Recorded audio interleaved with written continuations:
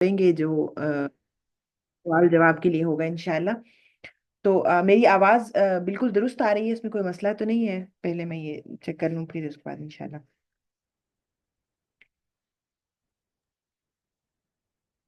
ٹھیک یس ہے. میم کلیئر ہے. ٹھیک ہے.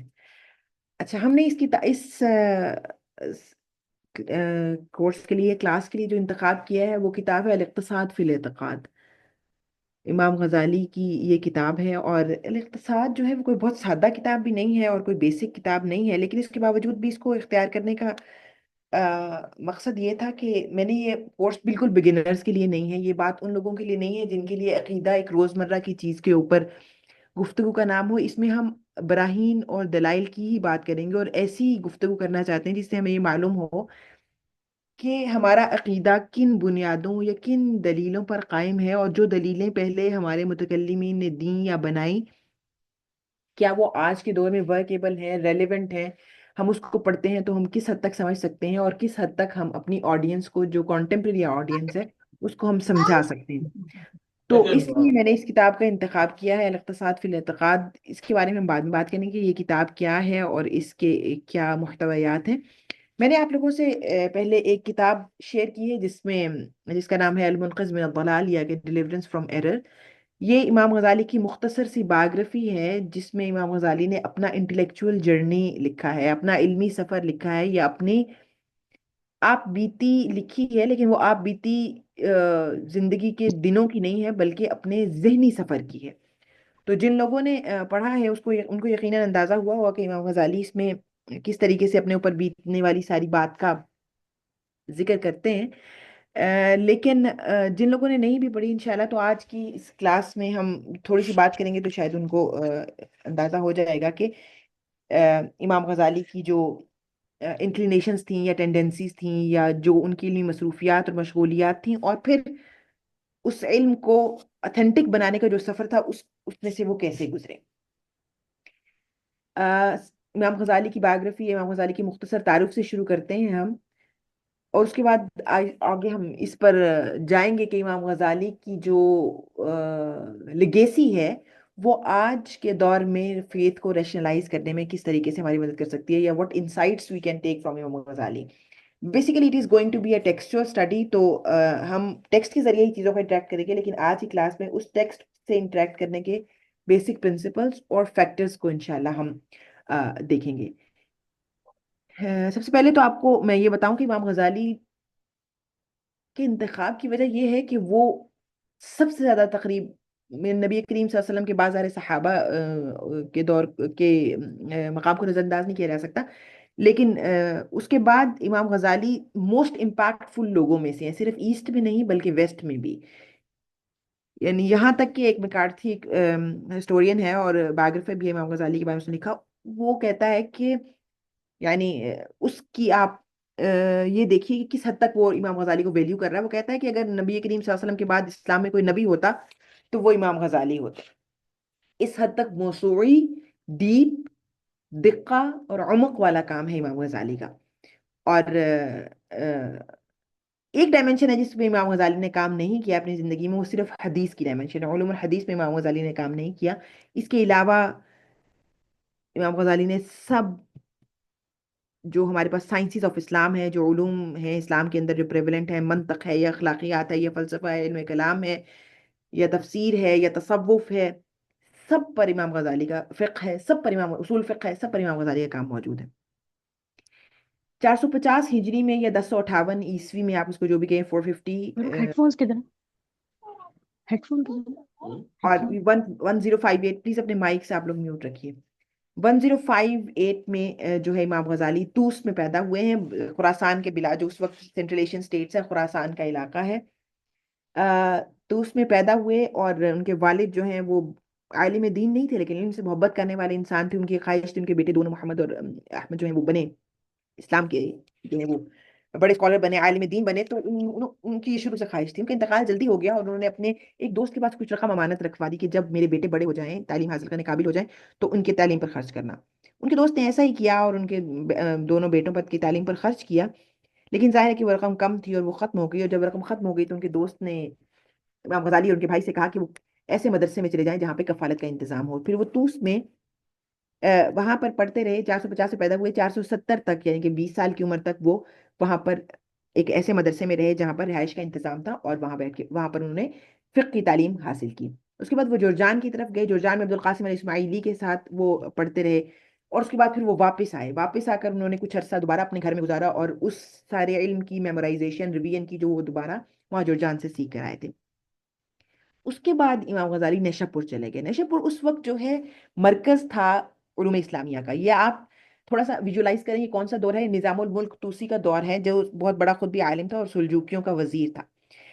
اس وقت سلجوکیوں کی حکومت تھی، اور پیرلل میں آپ کے پاس جو ہے وہ فاطمی جو حکومت تھی مصر میں وہ قائم تھی شیعوں کی. اور یہ وہ بھی دور ہے جس میں اسماعیلیین اور باطنیہ جو ہیں ان کا بڑا زور تھا. لیکن یہ نظام الملک طوسی ہے، یہ وہی وزیر ہے جس نے مدرسہ وہاں نیشا پور میں قائم کیا پہلا، جس میں اس نے یہ باقاعدہ اور باضابطہ مدرسہ قائم کیا جس کا نام مدرسہ نظامیہ جس کو ہم کہتے ہیں، جس کے نام پر آج تک درس نظامی ہمارے پاس چلتا آ رہا ہے. اور اسی یعنی ظاہر اس میں تبدیلیاں آئیں، چیزیں بہت زیادہ ڈیولپ ہوئیں، نئی سلیبس بھی آیا، کریکولم بھی آیا، چیزیں بدلتی گئیں، لیکن اس کے درس نظامی اسی مدرسہ نظامیہ کی طرف یہ ایسوسیٹ کیا جاتا ہے. اور صرف پاکستان میں نہیں، انڈونیشیا، ملائیشیا میں پیزنٹرین جو ہیں وہ بھی، اور چائنا میں بھی اسی طرح، تھائی لینڈ میں، یہ سارے جو پیزنٹرین کی ٹریڈیشن ہے، اسی طرح مدارس کی جو ٹریڈیشن سینٹرل ایشین اسٹیٹس میں ہے وہ بھی، ہمارے ہاں بھی انڈو پاک میں، بنگلہ دیش میں اسی طرح پہ یہ لیگیسی جب ادھر گئی ہے، باقی افریقن کنٹریز میں بھی گئی ہے، اسی طرح جو ہے وہ یو کے اور یورپ میں بھی گئی ہے. تو یہ جو مدرسہ نظامیہ کی لیگیسی، یہ بڑی لمبی لیگیسی ہے. تو یہ نظام الملک طوسی ہے جس نے بغداد نیشا پور میں مدرسہ نظامیہ بنایا. تو وہاں پر بڑے بڑے اساتذہ تھے وقت کے، جہاں امام غزالی پھر اس وقت پڑھنے کے لیے پہنچے. 473 میں آپ وہاں تشریف لے گئے. 473 سے لے کر 478 ہجری تک آپ نے وہاں پر تعلیم حاصل کی. It's not an ordinary event, یہ ایک زندگی کا معمولی واقعہ نہیں ہے. خدا نے جب کسی سے کام لینا ہوتا ہے تو وہ اس کے لیے چیزیں سٹیئر کرتا ہے، اس کو ایک مخصوص وقت میں بھی پیدا کرتا ہے، اس کو نرچرنگ اور نرشنگ کے مواقع بھی فراہم کرتا ہے. تو جب امام غزالی نیشا پور میں گئے ہیں تو آپ کو معلوم ہے کہ وہاں پر کون پڑھا رہا تھا، جن سے انہوں نے فقہ اور علم کلام کی تعلیم حاصل کی. فقہ جو ہے اور علم کلام دونوں کو اگر ہم سمجھیں تو اس دور میں یا اب بھی، اگر ہم انڈرسٹینڈنگ لیں، ہم اپنی درست کریں پراپر جو ہماری ہے اسلامک سائنسز کی یا علوم اسلامیہ کی، تو اس میں دو چیزیں ہیں، ایک اصول الدین ہے اور ایک فروع الدین ہے. یعنی کہ اصل الدین ہے، ایک فرع الدین ہے. امام ابو حنیفہ جو ظاہر ہے کتنے بڑے جو ہمارے فقہ حنفی کے امام ہیں، انہوں نے بھی یہ فرمایا کہ جو اصول الدین ہے، الفقہ الاکبر ہے، وہ علم کلام ہے. یعنی علم کلام نہ بھی کہیے تو عقیدے کا علم ہے. تو اصول الدین سے مراد اصل الدین، یعنی وہ جس پر دین کی بنیاد استوار ہوتی ہے. اور فرع الدین وہ کہ جب آپ کی اصول درست ہو جائیں، جب آپ کا عقیدہ درست ہو جائے، اس کے بعد آپ نے اس دین پر عمل کیسے کرنا ہے، اس پر آگے کیسے چلنا ہے، اپنی زندگی میں روزہ کیسے رکھنا ہے، نماز کیسے پڑھنی ہے، حج کیسے کرنا ہے، زکوٰۃ کیسے دینی ہے، یا معاملات کو کیسے چلانا ہے، یا بیع و شراء کیسے کرنی ہے، یا اسرہ اور موارث کے معاملات کو کیسے چلانا ہے، یعنی خاندان اور وراثت کے، یہ ساری یہ ساری چیزیں فروع الدین میں آتی ہیں. اور جو بنیاد ہے وہ اصول الدین میں ہے، یعنی عقیدے میں. تو اصول الدین کا علم کیا ہے؟ عقیدے کا علم، کلام کا علم. اور فروع الدین کا علم کیا ہے؟ فقہ کا علم، شریعہ کا علم. یہ ساری باتیں آپ کو معلوم ہے، لیکن just for the sake of better understanding, clarification اور setting a proper context and background میں ان کو دہرا رہی ہوں. تو جوینی جو ہے وہ ان دونوں کے استاد تھے. اس وقت ایک آپ کو پتہ ہے موسوعی دور تھا، اور متکلم اور فقی اور صوفی میں بہت فرق نہیں تھا. لوگ موسوعی ہوتے تھے، ایک ہی وقت میں بہت ساری چیزوں پر کمانڈ رکھتے تھے. یہ جو ڈس انٹیگریشن ہے چیزوں کی، یہ ہماری ماڈرنٹی کی دین ہے، جس میں ہم نے کمپارٹمنٹلائزیشن کر دی اور چیزوں کو بالکل خانوں میں بانٹ دیا کہ وہ ایک دوسرے کے اوپر بالکل اوور لیپ نہ کریں. اب دوبارہ خیر یہ چیز بدل گئی ہے، اور بدلنے کی وجہ سے جو ہے اب دوبارہ ہم دیکھتے ہیں کہ دوبارہ انٹیگریشن، اوور لیپنگ اور ایک دوسرے کے ساتھ جو ہے وہ مل کر چلنے کا جو ہے وہ واپس آ رہی ہے ٹریڈیشن، سوشل سائنس میں بھی اور نیچرل سائنسز میں بھی. But I am not focusing on that right now. بہرحال یہ بات برصغیر تذکرہ آئی. تو میں آپ کو بتانا یہ چاہ رہی تھی کہ ہاں، یہ جو جب ہم بایوگرافی پڑھیں گے نا تو ہم اس میں ساتھ ساتھ پورا کانٹیکسٹ اپنے ذہن میں لائیں گے. جیسے میں نے آپ کو نظام الملک طوسی کے بارے میں بتایا، میں نے آپ کو فاطمی حکومت کے بارے میں بتایا مصر میں. بات ایک اور بہت بڑا فتنہ جو اس وقت تھا، جو علم کلام کے حوالے سے موجود تھا یا اوور آل اسلام کے اوپر ایک تھریٹ کے طور پہ موجود تھا، وہ باطنیین کا تھا، جس کو ہم بواطنہ یا حشیشیین بھی کہتے ہیں، جن کے اسماعیلی بھی ہیں وہ، یعنی جو کہ یعنی چھپا کے رکھتے ہیں اپنے عقیدے کو، اور چھپا کر رکھنے سے پھر وہ جو ہے وہ حاصل کرتے ہیں یعنی اپنے جو تمام ان کے مقاصد اور چیزیں ہوتی ہیں. تو نظام الملک توسی جو ہے بیسیکلی وہ ان سب چیزوں کے خلاف تھا. یعنی وہ کہتا تھا کہ یہ جو شرعی اثر ہے یا باطنی اثر ہے، یہ چیزیں جو ہے وہ ان کو ہمیں ڈائلیوٹ کرنے کی، ان کے ساتھ کمبیٹ کرنے کی، انکاؤنٹر کرنے کی ضرورت ہے. اس سوچ کے ساتھ اس نے وہ جامعہ نظامیہ جو ہے وہ بنایا تھا. اور ظاہر ہے چونکہ وہ امپاورڈ تھا، وہ خود وزیر تھا، بہت طاقتور وزیر تھا سلجوقی سلطنت کا، اور اس کی بہت سے تھی دربار میں. تو ظاہر ریسورسز بھی بہت زیادہ تھے، اور اس وجہ سے وہ بیسٹ اسکالرس کو ہائر کر سکتا تھا، بیسٹ پروویژنس دے سکتا تھا اپنے اسکالرس کو بھی اور اپنے اسٹوڈنٹس کو بھی.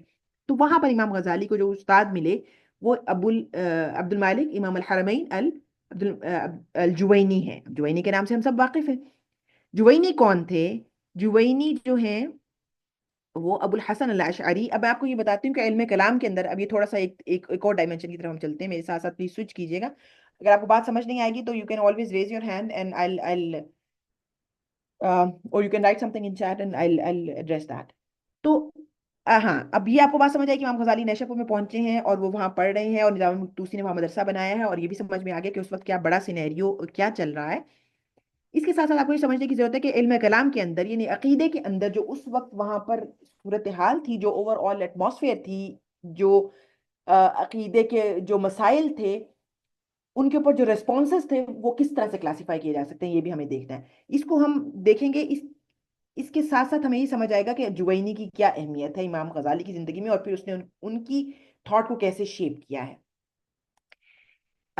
علم کلام جو ہے چونکہ وہ عقیدے کے مسائل سے متعلق ہے، علم کلام کے اندر آپ جو بنیادی عقیدے کے مسائل پڑھتے ہیں ان کو تین بیسک کیٹیگریز میں آپ ڈیوائڈ کرتے ہیں. ایک الہیات ہیں، ایک نبوات ہیں، اور ایک سمعیات ہیں. الہیات کا مطلب ہے everything that is related to divine affairs, خدا کی ذات، اس کی صفات سے متعلق جتنے بھی امور ہیں وہ الہیات میں کاؤنٹر ہوتے ہیں. نبوات سے مراد وہ تمام چیزیں جو پروفیسی سے متعلق ہیں، جس میں نبی کریم صلی اللہ علیہ وسلم اور باقی انبیاء، معجزات، انبیاء کا انبیاء کا نبوت کا کسبی ہونا یا وحبی ہونا، اور یہ ساری چیزیں باقی اور سب چیزیں یہ نبوت سے متعلق اس میں آتی ہیں.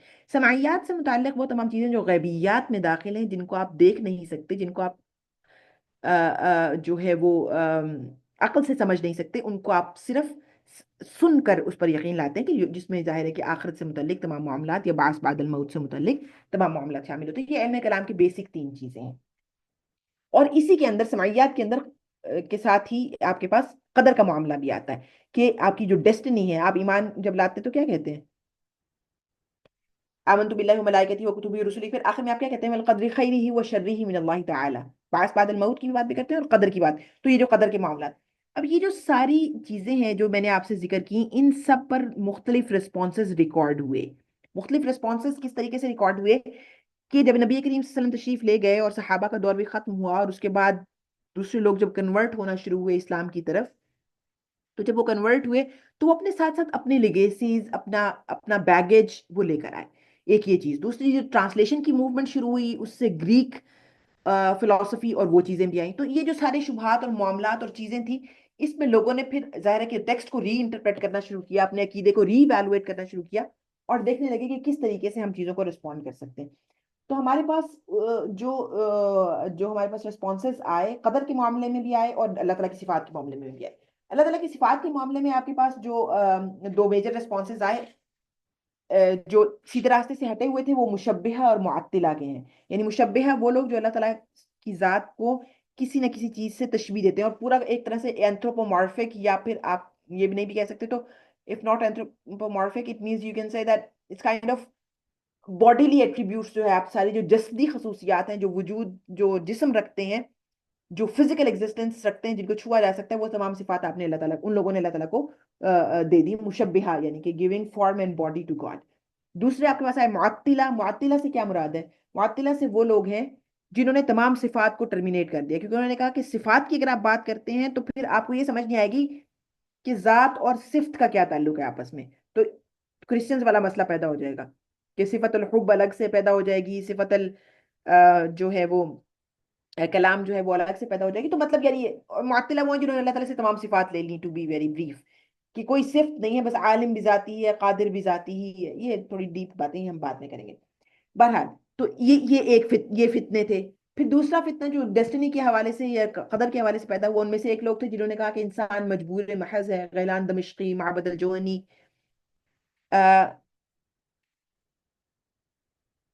आवाज में मसला आ रहा है?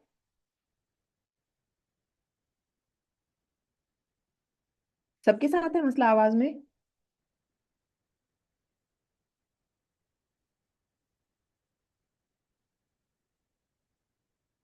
अच्छा।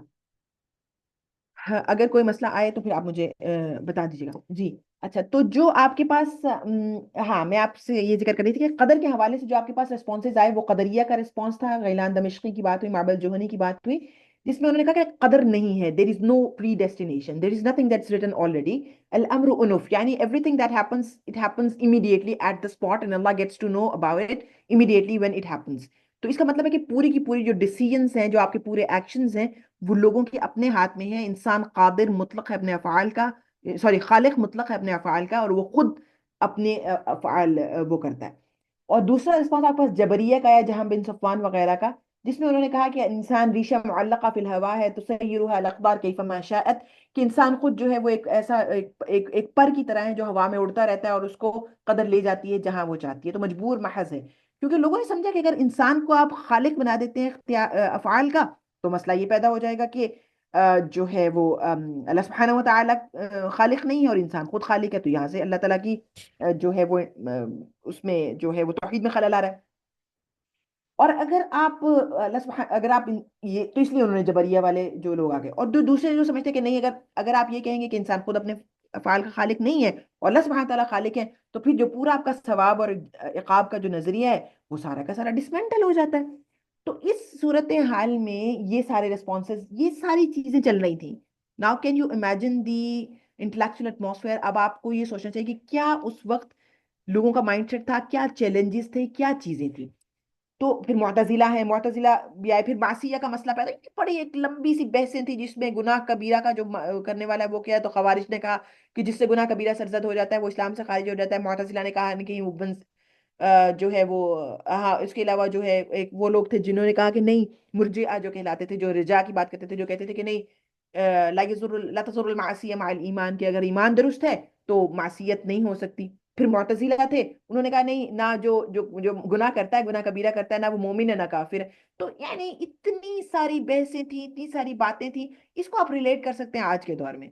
आपको समझ नहीं आता क्या दुरुस्त है क्या गलत है, जिस बंदे के मुंह में जो बात आती है वो कहता है। हर शख्स खुदा की जात पे भी बात कर रहा है, सिफात पे भी बात कर रहा है, वजूद पे भी बात कर रहा है, इल्हाद है, एथीज्म है, डेस्टिनी है, एग्जिस्टेंशियल पॉजिटिविज्म है, एग्जिस्टेंशियलिज्म है, सॉरी, लॉजिकल पॉजिटिविज्म है। There is so much of it कि जिसमें आपको समझ नहीं आता है कि आप कैसे चीजों को सिचुएट करें। तो उस वक्त जो अहलु सुन्ना थे उन्होंने इसको किस तरह से रिस्पॉन्ड किया। अहलु सुन्ना में दो मेजर जो मेन स्ट्रीम कलामी स्कूल्स हैं, उनके नाम है अशाइरा और मातुरीदिया। इनमें कोई बहुत ज्यादा फर्क नहीं है। बस अशायरा जो है वो शवाफे हैं फिqह के एतबार से, और जो मातुरीदियां हैं वो अहनाफ हैं। इनमें कलामी आरा में बहुत ज्यादा फर्क नहीं मिलता, और हम ज़ाहिर है कि उसकी डिटेल में नहीं जाएंगे क्योंकि this is not our concern right now, we are not in specialised class of theology. हमें ये समझना है कि दोनों main stream schools of thought है, मातुरीदिया और अशायरा। और उनमें से जिनको ज्यादा जो है वो क्या कह सकते हैं, पजीराई मिली, है जिसको खुदा ने ज्यादा जो है वो बाकी रखा, और अब भी उसके जो आर्ग्यूमेंट्स हैं वो रेलिवेंट समझ जाते हैं, वो अबुल हसन अल अशअरी का स्कूल ऑफ थॉट है, जिसने इन सारी चीज़ों को रिस्पॉन्ड किया और इस तरीके से टैकल किया कि इस्लाम का जो मेन स्ट्रीम मौक़िफ़ था, जो जो दुरुस्त मौक़िफ़ था, वो बहरहाल सामने आया। तो अबुल हसन अल अशअरी उनका नाम था, जिन्होंने अशायरा की जिनकी तरफ ये मंसूब किया जाता है कि उन्होंने अशायरा के जो बानी थे, ठीक है। तो अबुल हसन अशअरी के दो शागिर्द थे। एक अबू बकर अल बाक़ी, यानी शागिर्द तो अभी बहुत से मेजर जिन्होंने नाम कमाया और बहुत मशहूर हुए और जिनसे हम वाकिफ हैं और दुनिया में जिनका शोहरा है। एक अबू बकर अल बाक़िलानी है, और एक जो है इमामुल हरमैन अल जुवैनी है, जिनकी अभी हमने बात की थी। अच्छा, तो अबू बकर अल बाक़िलानी जो है उनको मुतकद्दिमीन, तरीक़तुल मुतकद्दिमीन कहते हैं, यानी जो जो जो अर्लियर जो जो फोर रनर्स थे, शुरू के लोग थे, उनके बारे में। और जुवैनी जो है उनको कहते हैं तरीक़तुल मुतअख़िरीन। तो बेसिकली बाक़िलानी के तरीक़े में भी कुछ प्रॉब्लम्स हैं, कुछ चीज़ें हैं जो जो फ़लसफ़े से ज़्यादा मुतासिर हैं और इस्लाम की रूह से अक़रब नहीं है। उस पे मैं बात नहीं करूँगी अभी, क्योंकि वो बहुत डिटेल्ड और पेनिट्रेटिंग बात हो जाएगी, ठीक है। लेकिन to to to understand the difference between the two, के बाक़िलानी से भी ज़्यादा जुवैनी का जो काम है वो रेलेवेंट है और अक़रब इला موقف اہل سنہ ہے، یعنی اہل سنہ کی جو موقف ہے اس کے زیادہ قریب تر ہے۔ تو جوینی جو ہے وہ وہاں پر نیشا پور میں پڑھا رہے تھے اس وقت، جو شافعی تھے فقہی اعتبار سے اور اشعری تھے کلامی اعتبار سے۔ ان کے شاگرد بنے امام غزالی۔ تو جب ایک بڑا استاد ہوگا اور آپ ایک اتنا ٹیلنٹڈ شخص جب ان سے ظاہر ہے کہ ذہن و تلمس طے کرے گا، تو پھر آپ دیکھ سکتے ہیں کہ کون پیدا ہوگا، ظاہر ہے کہ غزالی جیسے ہی لوگ وجود میں آئیں گے۔ تو اللہ سبحانہ و تعالیٰ that's how he makes things ready for you, اور وہ آپ کو چن کر لاتا ہے اور آپ کو پلیس کر دیتا ہے ایسی جگہ پر جہاں سے کام لیا جا سکے آپ سے۔ تو بہرحال جوینی کے پاس تشریف لائے امام غزالی 473 میں، مدرسہ نظامیہ میں ان سے پڑھتے رہے، ان سے لا یعنی فقہ بھی پڑھی اور کلام بھی پڑھا۔ 478 میں جوینی کی وفات ہو گئی، اور اس کے بعد امام غزالی جو ہیں وہ دربار میں چلے گئے نظام الملک کے پاس۔ امام غزالی اس وقت تک بہترین قسم کے اسپیکر بن چکے تھے، یعنی ان کی گفتگو، ان کا علم، ان کی بلاغت، فصاحت، لاجیکل انفرنس کی صلاحیت، استنباط کی، تو آپ دیکھیے کہ آپ ایک شخص فقہ میں بھی کمال ہے اور کلام میں بھی کمال ہے، تو آپ اس کے علم کا اندازہ لگا سکتے ہیں۔ اس کے ساتھ ساتھ پھر خدا نے اس کو یہ ملکہ بھی عطا کیا ہے کہ اس کی خطابت اور جو لسان کا جوہر ہے وہ بھی بہت زیادہ ہے۔ تو ہی واز کوائٹ ایلوکوینٹ، اور وہ بہت شاندار آدمی تھے۔ جب نظام الملک کے پاس پہنچے تو ہی واز، اچھا اب آپ دیکھیے کہ خود وہ کتنے بڑے کیلیبر کا آدمی ہے، وزیر بھی ہے، پاورفل بھی ہے، مدرسہ نظامیہ اس نے بنایا ہے، وہ اپنے وقت کے فتنوں سے لڑنے کے لیے تیار ہے، وہاں پہ بہترین اسکالرس کو انگیج کر کے بیٹھا ہوا ہے۔ اس کے باوجود وہ امام غزالی سے بہت زیادہ متاثر ہوا۔ تو وہ امام غزالی اس کے پاس کچھ عرصہ رہے، اور 6 سال اس کے پاس رہنے کے بعد 484 میں جو امام غزالی واز اونلی 33 ایئرس اولڈ، تو وہ ہیڈ پروفیسر یعنی the senior professor of jurisprudence and theology ان کو لگا دیا اس نے وہاں پر۔ اب اسی طرح ہے جیسے ہارورڈ میں کوئی بندہ جائے اور ہارورڈ میں جا کے آپ اس کو جو ہے وہ کہ آپ وہ ہیڈ ہو جائے اپنے ڈپارٹمنٹ کا، صرف 33 سال کی عمر میں۔ اس وقت امام غزالی جب وہاں مدرسہ نظامیہ میں بولا کرتے تھے تو کسی شخص کی یہ مجال نہیں ہوتی تھی کہ ان کی گفتگو کا، ان کی بات کا رد کر سکے یا ان سے کسی مباحثے میں جیت سکے۔ میموری، انٹلیکٹ، کمپٹنس اینڈ اس کے ساتھ ساتھ ایکسپریشن کی بہترین صلاحیت، تعبیر کی جو یعنی آپ گفتگو کی، تو بہرحال انتہائی، یعنی اس وقت آپ سمجھ سکتے ہیں کہ ان کا طوطی بول رہا تھا، بہت شاندار۔ تو 4 سال آپ نے وہاں پڑھایا، اور اس وقت آپ نے اس عرصے میں آپ نے بہت ساری کتابیں بھی لکھی، اور اسی عرصے میں آپ نے جو کتاب لکھی، یہ جو اقتصاد فی الاعتقاد، 10 کتابیں تقریباً جو ہیں وہ ہمارے پاس لسٹڈ ہیں، اور اس کے علاوہ بھی اور یعنی جو 10 میجر کتابیں ہیں جن کے بارے میں کہا جاتا ہے کہ اس وقت آپ نے لکھی ہیں۔ پہلی ان میں سے کتاب جو ہے غاث الغوث فی مسائل الدور، جو ہے وہ فقہ کی کتاب ہے۔ اس کے علاوہ آپ نے پھر مقاصد الفلاسفہ لکھی، آپ نے تحافظ الفلاسفہ لکھی، آپ نے معیار العلم لکھی، محک النظر لکھی، میزان العمل لکھی، اور کتاب المستصفر فی الرد علی الباطنیہ لکھی، کتاب حجت الحق لکھی، قواسم الباطنیہ لکھی، اور اسی طرح الاقتصاد فی الاعتقاد جو کہ ہم پڑھ رہے ہیں یہ کتاب لکھی۔ تو اس بیسیکلی آپ دیکھ سکتے ہیں کہ جو کہ اس مدرسے کا مقصد تھا، جس میں باطنیین پر رد اور غلط جو ٹرینڈز اسلام میں پیدا ہو گئے تھے ان پر رد تھا، تو یہ امام غزالی نے ان کتابوں میں لکھ کر پورا کیا۔ لیکن آپ دیکھیں کہ کیا خدا کی قدرت، آپ دیکھیے کہ اسی دوران جب وہ وہاں پر اتنی پیک پر تھے اپنے کریئر کی، نالج کی، ڈلیوری کی، انگیجمنٹ ود دا اسکالرس کی، تو کیا ہوا کہ 488 میں اچانک he had a spiritual crisis. He lost ability to talk. وہ بول نہیں پاتے تھے، مزید بات نہیں کر سکتے تھے، ان کو میلنکولس ہو گئی، یعنی ان کو ایک سائیکولوجیکل پرابلم ہو گیا کہ وہ بالکل پیسمسٹک ہو گئے، ان کو سمجھ نہیں آتا تھا کہ وہ کیا کہیں، وہ تھاٹ پروسیس نہیں کر پاتے تھے، وہ اظہار نہیں کر پاتے تھے۔ he suffered from a severe spiritual crisis. ان کو نہیں سمجھ آیا کہ وہ کیا کریں۔ 6 مہینے ان کی یہ صورتحال رہی۔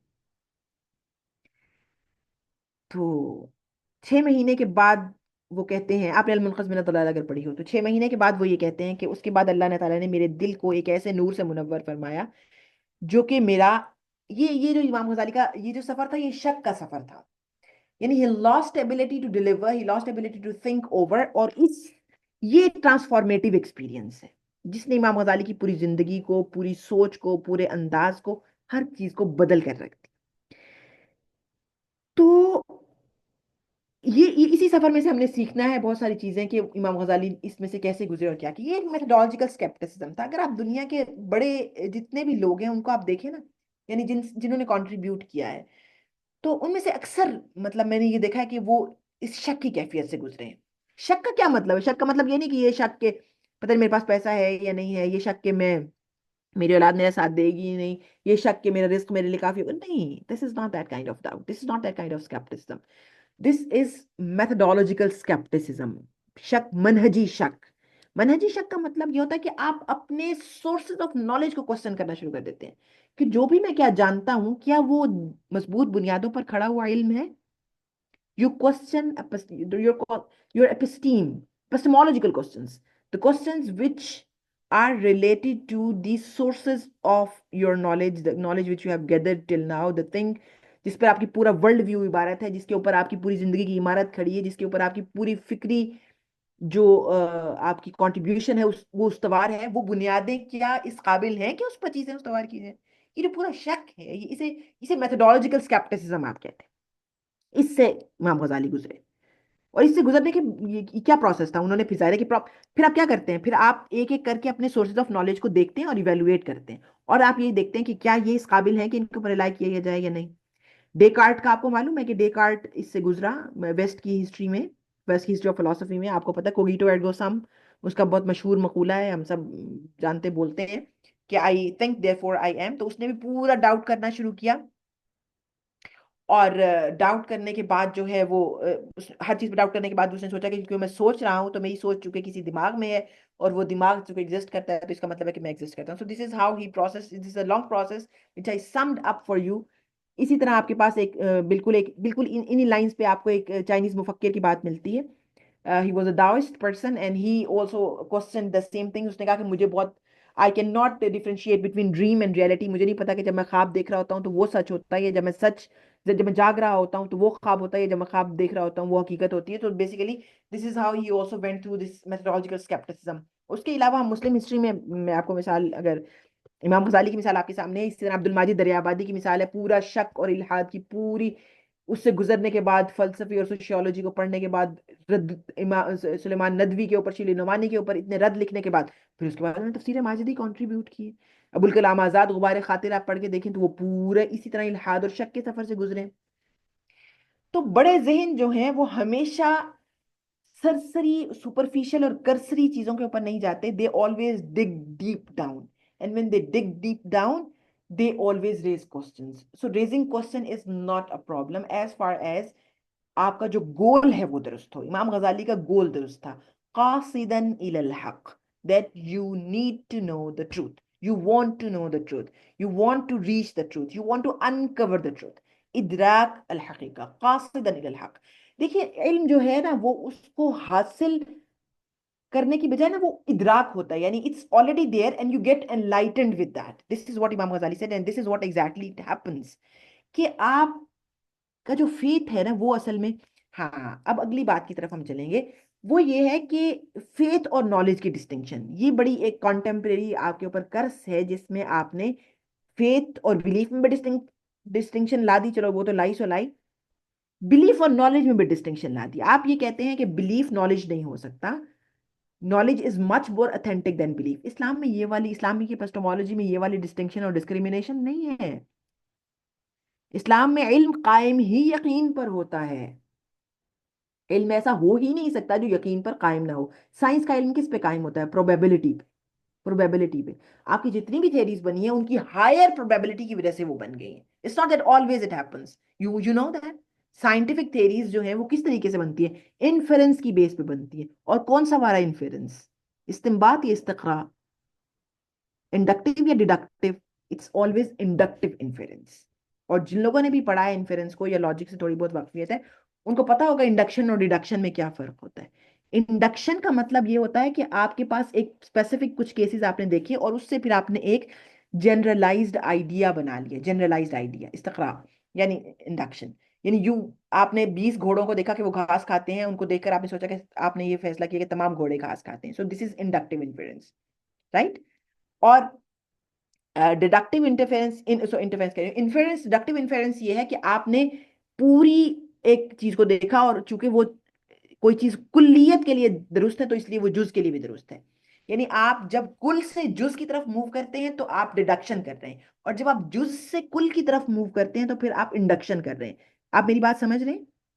जब आप जुज से कुल की तरफ मूव करेंगे, इसका मतलब यह है कि आपने सारे अज्जा नहीं देखे हैं, you have not seen all the constituents, you have not seen और experienced everybody in the team. आपने 10 लोगों ग्रुप में देखा तो आपने 12 लोगों के ग्रुप के ऊपर वो हुक्म लगा दिया। जबकि आप जब डिडक्शन कर रहे हैं, इसका मतलब ये कि आपने कुल को देखा और फिर आप जो है वो जुज की तरफ जा रहे हैं। तो जब आप कुल से जुज की तरफ मूव करते हैं, जब आप यूनिवर्सल से इंडिविजुअल की तरफ मूव करते हैं, तो फिर आपकी थ्योरी 100% ठीक होती है।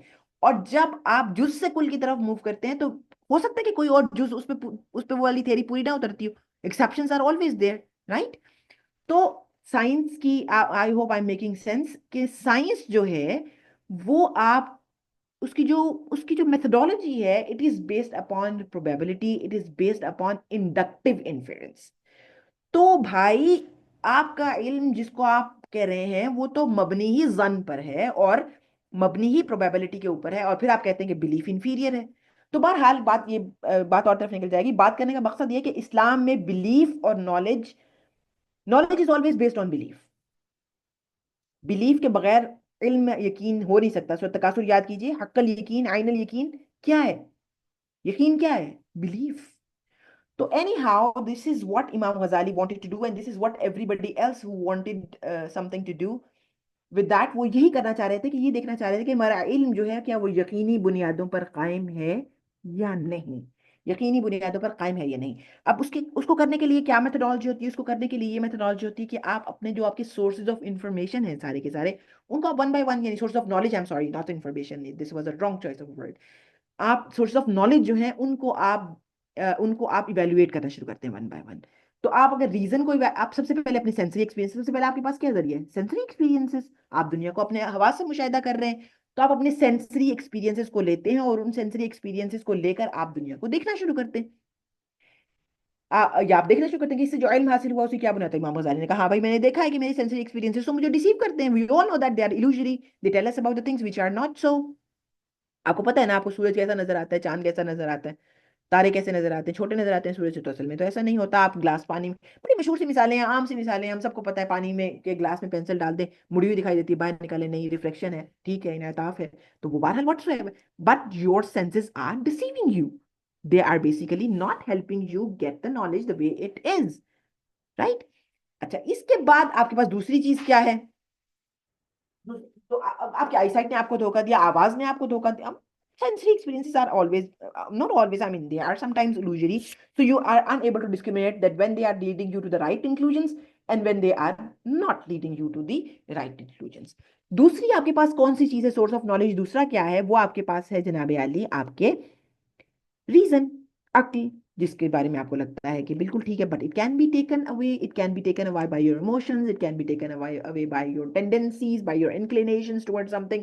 एंड ऑल्सो अगर आपकी अक्ल बिल्कुल दुरुस्त भी है और आपको सही बता रही है, तो हो सकता है, इमाम गजाली ने ये कहा, इमाम गजाली ने कहा कि हो सकता है कि अक्ल से ऊपर भी कोई चीज हो सकता है कि अक्ल से सुपीरियर भी कोई चीज हो, जिससे आप चीजों को समझ सकते हो और देख सकते हो। अगर आपको उस चीज के बारे में इल्म नहीं है, इसका मतलब ये है कि ये नहीं है कि वो एग्जिस्ट नहीं करती। This is a very good maxim इन इस्लाम, कि अदमुल इल्म बिशैइन ला यदुल्लु अला अदम वजूदिही, कि अगर आपको किसी चीज के होने का इल्म नहीं है, इसका मतलब ये नहीं है ला युल्जिम अदम, क्यों, ये इसका ये बिल्कुल मतलब नहीं है कि वो है ही नहीं। If you do not know about anything, it doesn't mean that it doesn't exist. It could be lack of your knowledge, it could be you don't know about it, right? तो किसी चीज के बारे में आपका, तो ये उन्होंने कहा कि इसका मतलब है कि अकल से ऊपर भी कोई चीज हो सकती है। तो इस सफर में तय करते करते फिर वो अगली चीज पर पहुंचे, जो कि जिसको उन्होंने अथेंटिक करार दिया, और उन्होंने कहा कि वो खुदा की जात का आपके दिल पर बराह रास्त इल्म को उतारना है, तजर्बा है। इसके बारे में हम बात करेंगे बाद में। बहरहाल this was the journey which he went through, and that's why I asked you to read अल मुनक़िज़ मिन अद-दलाल, so that you could have an idea of this in a better way. लेकिन बहरहाल मुझे इसके बाद इस पर बात किए बगैर इमाम गजाली की जिंदगी मुकम्मल नहीं हो सकती थी, इसलिए मैंने इसके बारे में बात की। तो जब ये वाला फेज इमाम गजाली के ऊपर आया, 6 महीने रहा, फिर उनके ऊपर डिवाइन एनलाइटनमेंट आई, उनको लगा कि खुदा की तरफ से ये इशारा है कि मुझे एक ब्रेक लेना चाहिए, ब्रेक लेके सिक्लूजन में जाना चाहिए और अपने ऊपर गौर व फिक्र करके चीज़ों को लिखना चाहिए किसी और अंदाज से मुझे पब्लिक से जो है मुझे बहरहाल डिस्टेंस करना चाहिए अपने आप को। तो बहरहाल उन्होंने फिर ये किया, फिर उन्होंने अपनी फैमिली के लिए कुछ खाने पीने का, रहने सहने का और सारे रिसोर्सेज का इंतजाम किया, और वो हज के इरादे से निकले। उस इरादे से जब वो निकले तो पहले वो शाम गए, दमस्कस में 2 साल रहे, उसके बाद वो जेरूसलम रहे, और डोम ऑफ रॉक में बैठकर उन्होंने वहां पर एक रिसाला लिखा जिसका नाम रिसाला कुदसिया था, यानी जेरूसलम की तरफ, कुद्स का की तरफ उसका उसका वो जो है वो क्या कह सकते हैं आप, इंतिसाब है, हाँ, यानी कुदसिया, कुद्स से। तो उसको फिर उन्होंने, रिसाला कुदसिया भी अकायद ही की किताब है जिसको उन्होंने बाद में इह्या उलूमुद्दीन का हिस्सा बनाया। अल-इक़्तिसाद फिल एतक़ाद उनकी लास्ट थी जो उन्होंने लिखी, उसके बाद जो अगली चीज लिखी वो रिसाला कुदसिया है। तो रिसाला कुदसिया को फिर उन्होंने इह्या उलूमुद्दीन का हिस्सा बनाया, किस नाम से, क़वाइद अल अक़ाइद के नाम से, ठीक है। अ, उसके बाद वो 490 में जो है वो जनाब अली तशरीफ ले आए वापस बगदाद, और वहां उनकी फैमिली थी, उनको लिया, फिर वो तूस में वापस चले गए। अ, तूस में वो 10 साल रहे, और उसके बाद जो फखरुल मुल्क का बेटा था, सॉरी, निजामुल मुल्क का बेटा था फखरुल मुल्क, जो उसके वक्त वो वजीर बन चुका था, तो वो आया उनके पास और उनका साथ ले आया और लाकर दोबारा उनसे कहा कि आप हमारे साथ चले और नशापुर में वापस। तो वो वापस उनको ले आया 499 में, लेकिन 500 में अल्लाह की मर्जी ये हुई कि इस्माइलियों ने उसको कत्ल कर दिया। तो फिर इमाम गजाली वापस तूस वापस आ गए, वहां उन्होंने अपना मदरसा बनाया और अपनी खानका बनाई, खानका तो मैं कह रही हूँ ना, यानी उन्होंने अपना वो रूहानी तरबियत का जो है वो मरकज बनाया। और वहां पर फिर, अच्छा, फिर उस वहां पर जो उन्होंने उसके बाद अपनी उम्र के जो आखिरी 10 साल थे, वो उन्होंने जो है वो 5 साल थे या कुछ साल थे, वो उन्होंने जो है वो हदीस पढ़ने में गुजारे। क्योंकि उस वक्त भी इमाम गजाली के ऊपर जो बड़ा एलिगेशन लगा वो ये था कि उन्होंने इह्या उलूमुद्दीन जो लिखी है, तो इह्या उलूमुद्दीन में जो अहादीस है इसमें उन्होंने सनद का उसका वो एतबार नहीं किया कि कौन सी दुरुस्त है और कौन सी नहीं है। तो इस ये एलिगेशन था इमाम गजाली, चूंकि इल्म हदीस का इक्तिसाब नहीं किया था, तो उनको इस बात फिक्र थी कि शायद ये ऐसा ही हो। तो उस वक्त इस बात का बड़ा लोगों ने फस बनाया।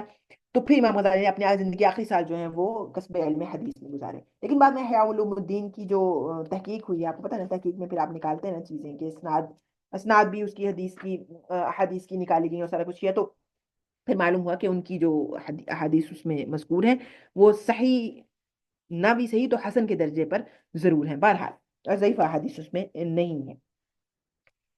अ, अब तक जो मैंने बात की वो क्लियर हुई?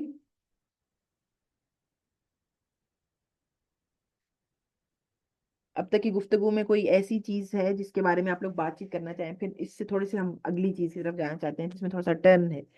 तो मैं ये चाहती हूँ कि अगर यहाँ पर कोई बातचीत है या कुछ आप लोग कहना चाहें तो मैं उसको सुन लूँ।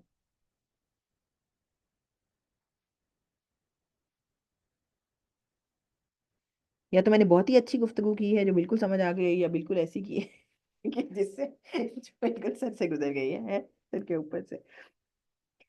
अच्छा, अब अस्सलाम अगली। वालेकुम रहमतुल्लाह। वालेकुम सलाम। सर इसमें ये क्लियर कर दें, यानी जो बिलीफ सिस्टम है वो डिडक्टिव मेथड को फॉलो करता है। जो हम बिलीफ सिस्टम पढ़ते हैं वो डिडक्टिव और मतलब ऑपोजिट टू साइंस है जो हाँ इंडक्टिव जी, होता है। जी, मैंने यही बात मैं आपसे कहना, लेकिन उसमें इंडक्शन भी है बहरहाल। ठीक इंडक्शन भी है, जरूरी नहीं है कि बिलीफ में इंडक्शन है। ना हो। बहरहाल इस्लाम में दोनों मेथड्स हैं, यानी इंडक्टिव भी है और बोथ डिडक्टिव। Methods are. हाँ, yes, both methods are used, yes. जी। तो लेट्स कंटिन्यू नाउ। ठीक है। अब मैं ये बात आपसे जिक्र करना चाहती हूँ कि हमने इमाम गजाली को, जिसे हम कहते हैं ना, इंसाइट्स लेंगे अब इमाम गजाली से, कि इमाम गजाली क्यों हमने उनको मुंतखब किया। जाहिर है कि हमारे पास और भी अकीदे की बहुत सारी किताबें मौजूद हैं जिनको हम ले सकते थे, और भी बहुत सारे लोग हैं जिनसे हम गाइडलाइन ले सकते थे। इमाम गजाली क्यों?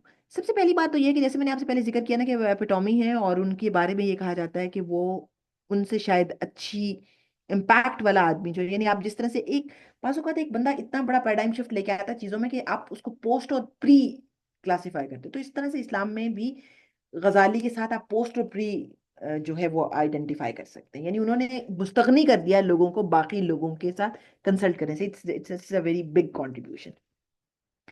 और एक और इमाम गजाली की जो सबसे अहम बात है वो ट्रांस हिस्टोरिकल है, यानी कुछ शख्सियत ऐसी होती हैं जो تاریخ کے صرف اسی دائرے میں اثر انداز نہیں ہوتی ہیں، یا ان کی جو اثر پذیری یا ان کی بات کی ویلیڈیٹی اور جو ریلیونس ہوتی ہے وہ آؤٹ ڈیٹ نہیں ہوتی. It doesn't get outdated, وہ اس وقت کے ساتھ باؤنڈ نہیں ہوتے. وہ بہت ان کی تاریخ کے سے باہر نکل کر، یعنی کہ اور بیونڈ دیئر ٹائم انہوں نے چیزیں سجیسٹ کی ہوتی ہیں. تو امام غزالی کا شمار ان لوگوں میں سے ہوتا ہے. اچھا، اب ہم دیکھتے ہیں کہ کیوں میں نے امام غزالی کو چنا نا. تو پہلی چیز جو ہے وہ امام غزالی کی سب سے مزیدار بات یہ ہے کہ وہ صرف عالم نہیں ہیں، وہ معلم بھی ہیں. We have a lot of people who are very good scholars جو کہ عالم ہیں خود، لیکن معلم ہونا اس سے اگلے درجے کی چیز ہے. ایک چیز ہے کہ آپ کے پاس ایک چیز کا علم موجود ہے، آپ اس کو جانتے ہیں، آپ اس کو سمجھتے ہیں، لیکن معلم ہونا اس سے اگلے درجے کی بات ہے. That you lead people to understand some, you take people, آپ ان کا ہاتھ پکڑتے ہیں اور ان کو لے جاتے ہیں. یہ جب ہم اقتصاد کا مقدمہ شروع کریں گے نا، تو پھر آپ کو امام غزالی کی اس چیز کا اندازہ ہوگا کہ امام غزالی نے اس کی جو تمہید لکھی ہے نا پہلے، الحمدللہ ہی جو پہلے لکھا ہے نا، تحمید جسے خطبہ جسے شروع، وہاں سے بات پتہ چل جاتی ہے کہ یہ کتاب کیوں لکھی گئی. تو basically you are not talking about the thing very clearly, اور آپ اس کو لٹرلی اس کی بات نہیں کر رہے ہیں، but you are talking in a way کہ لوگ خود بخود اس کی طرف جا رہے ہیں. تو یہ ایک امپورٹنٹ چیز ہے، یہ ایک بہت بڑی چیز ہے، that you lead people without actually telling them something straightforwardly. آپ کچھ براہ راست نہیں بتا رہے ہیں، لیکن آپ وہاں پر لے کے جا رہے ہیں. دوسری چیز ہے امام غزالی کی کہ ان کو حجت الاسلام کہا گیا. آپ کو پتا نا، زین الاسلام حجت الاسلام. حجہ کا مطلب کیا ہوتا ہے؟ یعنی کہ جو کسی چیز کی برہان اور درست ہونا ثابت کرتے ہیں. تو امام غزالی کو اس لیے یہ کہا گیا ہے کہ ان کی جو تھاٹ ہے، جو ان کی بات ہے، اس کے اندر دقت ہے. یعنی دقت کا مطلب ہے گہرائی ہے. دقت ایک بڑا، مجھے سمجھ نہیں آیا کہ میں دقت کو، عربی والی دقت کو کیسے ٹرانسلیٹ کروں. یعنی it's comprehensive, it's delicate, it's detailing. مجھے نہیں سمجھ آیا کہ دقیق کو میں کیا کہوں اردو میں یا انگریزی میں. مجھے نہیں پتا، I am short of words. شاید کوئی میری مدد کرے اس میں. اور پھر ڈیپ ہے وہ، اور پھر سبجیکٹو نہیں ہے، آبجیکٹو ہے. تو موضوعیہ ہے، عمق ہے، دقہ ہے، یعنی ڈیلیکیسی ہے، ڈیٹیلنگ ہے، کمپلیکس آئیڈیاز کو ڈیل کرنے اور الیبوریٹ کرنے کی صلاحیت ہے، اور پھر ڈیپتھ ہے. یہ چیزیں بڑی ریئر ہوتی ہیں جو کہ جمع ہو جاتی ہیں. اچھا، پھر وربوسٹی نہیں ہے. یعنی وہ صرف اس لیے نہیں بات کرتے، کچھ لوگوں کو آپ دیکھتے ہیں کہ وہ اس لیے بات کرتے ہیں کہ ایموشنلی آپ کو انگیج کر لیں، آپ کی جذبات ابھر آئیں اور آپ ایک دم سے تیار ہو جائیں کسی چیز کے لیے کہ اچھا زبردست. یہ سب چیزیں نہیں ہیں امام غزالی کے اندر. امام غزالی الفاظ کو الفاظ کے لیے استعمال نہیں کرتے. امام غزالی الفاظ کو میننگ فل بناتے ہیں، الفاظ کو ان کے معانی اور جدھر وہ لیڈ کرتے ہیں اس کے لیے استعمال کرتے ہیں. تو آپ کو معلوم ہے نا کہ امام غزالی نے پھر اس کے اوپر غور کیا باقاعدہ. یعنی یہ نہیں کہ ایسے ہی بات کر دی کہ چلو جی ٹھیک ہے کچھ بھی کہہ دیا. انہوں نے باقاعدہ گرامر آف تھاٹ کے اوپر بک لکھی ہے جس کا نام ہے معیار العلم. یعنی جب آپ کا مائنڈ ریزن کر رہا ہو، جب آپ کا ذہن عقل کا استعمال کر رہا ہو، اور اس عقل کے استعمال سے اس ٹول کو، یعنی عقل ایک ٹول ہے نا، منطق یا عقل جو ہے وہ ایک ٹول ہے، reasoning, logical questioning, logical development of things. تو اس ٹول کو جب آپ کسی چیز کے اوپر اپلائی کر رہے ہوں تو، اور جب سوچ رہے ہوں تو پھر کیا کریں. یہ ہے گرامر آف تھاٹ. اس کو امام غزالی نے اس وقت، یعنی آپ اب بات کرتے ہیں اکانومی آف نالج کی، اور اب آپ بات کرتے ہیں وٹگنسٹائن کی، اور آپ بات کرتے ہیں کیسے کہتے ہیں ڈیریڈا کی، اور ان سب لوگوں کی جنہوں نے آپ کو بتایا کہ تھاٹ کی گرامر کیا ہو سکتی ہے، یا لینگویج کی کیا ہو سکتی ہے، اور کس طریقے سے وہ اس سے ریلیٹڈ ہوتی ہے آپ کے دماغ سے. امام غزالی نے اس وقت معیار العلم لکھی، that how your mind should be trained to reason. پھر صرف یہ نہیں، اس کے ساتھ انہوں نے میزان العمل لکھی. میزان العمل کا مطلب یہ ہے کہ ایتھکس آف ایکشن، کہ جب آپ انگیج ہو رہے ہیں، جب آپ کام کر، ایک تو سوچ ہے، علم ہے، اس کے بعد practically when you are doing something, when you are into it، میزان العمل. تو دونوں چیزوں کو، work ethics، virtue of action and also grammar of thought، معیار العلم اور میزان العمل، یہ دونوں. تو یہ ایک بڑی یونیک بات ہے جس میں آپ علم اور عمل دونوں کے لیے اصول بناتے ہیں، ضوابط بناتے ہیں، اور باقاعدہ ایک میزان بناتے ہیں کہ کس کے اوپر اس کو جج کیا جا سکتا ہے. اس کے بعد امام غزالی انگیج ہوتے ہیں چیزوں میں. So it's talking about abstract things first, it's talking about theory first, and then getting involved into the practical things. اب ہم کہتے ہیں کہ theory کی بات نہ کریں اور نظریے کی بات نہ کریں، آپ بس کام نہیں. It's important to know why you are doing something and how you are doing something. تو اس لیے امام غزالی کو میں نے چنا کیونکہ وہ معیار العلم اور میزان العمل دونوں پر یقین رکھتے ہیں. اور پھر الفاظ کو براہ راست صرف الفاظ کے لیے نہیں، انفعال کے لیے نہیں، ایموشنل اراؤزل کے لیے استعمال نہیں کرتے ہیں. وہ آپ کو لاجیکل، باقاعدہ پلانڈ اور بامقصد الفاظ دیتے ہیں. ٹھیک ہے. اچھا، تو پھر آپ کو ٹولز سیکھ، پھر اس لیے وہ حجت الاسلام. اس کے بعد پھر ہم نے جب پہلے بات کی نا امام غزالی کی انٹلیکچوئل جرنی کی اور اپسٹمولوجی کے کوسچن کی، تو اس سفر کے دوران امام غزالی نے اپنی اپسٹمولوجی کو ریوائز کیا، اور اس میں ہمارے لیے بھی سبق ہے کہ آپ اپنی اپسٹمولوجی کو اس طرح سے مت ڈیفائن کر دیں کہ آپ نے بس جس میں پیدا ہوئے صرف وہی علم کا مرکز و محور بنایا اور اسی کو لے کر آگے چلتے رہے. دنیا میں آپ کے ارد گرد کیا ہو رہا ہے، لوگ کس طرح سے علم حاصل کر رہے ہیں، ان کے مصادر کیا ہیں، کس چیز کو وہ اتھینٹک سمجھتے ہیں، کون سا سورس آف نالج اتھارٹیٹیو ہے، کون سا سورس آف نالج اتھارٹیٹیو نہیں ہے، اس کے اوپر آپ کی کوئی توجہ نہیں ہے. اگر ایسا ہوگا اور آپ اپنے ہی خول اور اپنے ہی دائرے میں بند رہیں گے تو اس کا نتیجہ کیا نکلے گا؟ اس کا نتیجہ یہ نکلے گا کہ whatever you produce will not be relevant to the world around you and you will not be part of the broader academic world. So what you have to do is to to acquaint yourself, to familiarize yourself, تاکہ کہ آپ معلوم کریں کہ آپ کے ارد گرد کیا ہو رہا ہے. What are the alternative sources of knowledge, what are the alternative methodologies of knowledge. یہ چیزیں یہ آپ نے دیکھنی ہے. یہ دیکھنے سے آپ کو پتا چلے گا کہ میں کہاں سٹینڈ کرتا ہوں اور باقی لوگ کہاں سٹینڈ کرتے ہیں. تو امام غزالی کے دور میں 4 میجر میتھڈولوجیز تھیں جن کو امام غزالی نے اس وقت دیکھا اور پورا اس کا جائزہ لیا. ٹھیک. تو کون کون سی تھیں وہ بھلا؟ باطنیین کی، جس کا میں نے آپ سے پہلے ذکر کیا کہ باطنیین کے بارے میں وہ جو ہے وہ بات کرتے ہیں کہ باطنی جو اسماعیلی ہیں جن کے بارے میں نے آپ کو بتایا، جو جو ہے وہ ایسوٹیرکس بھی کہلاتے ہیں. تو وہ ان کے پاس جو علم کے ذریعے ہیں وہ چھپے ہوئے ہیں، اور ایسوٹیرزم اور خفیہ ٹیکنیکس کے ذریعے اور کچھ ایسی پریکٹسز کے ذریعے جو کہ عام طور پر نہیں ہوتی، اس سے وہ علم حاصل کرتے ہیں. متکلمین کا ذریعہ جس میں ریزن کی بات ہے اور ریویلیشن کی بات ہے، یعنی ریزن اور ریویلیشن دونوں کو کمبائن کر کے بات کرتے ہیں. اور اس کے بعد جو ہے وہ فلاسفہ کا ذریعہ جس میں وہ ریشنل ہیں. اور آج کے دور میں آپ فلاسفی کو سائنٹسٹ کے جو طریقہ کار ہے اس سے تھوڑا سا دیکھ سکتے ہیں، کیونکہ آج کل فلاسفی جو ہے وہ بھی سائنس سے ہی ساری ٹنٹڈ ہے. philosophy of science and philosophy, they are kind of tinted because they are product of Western civilization and thought, so they are basically kind of developed in the same domain.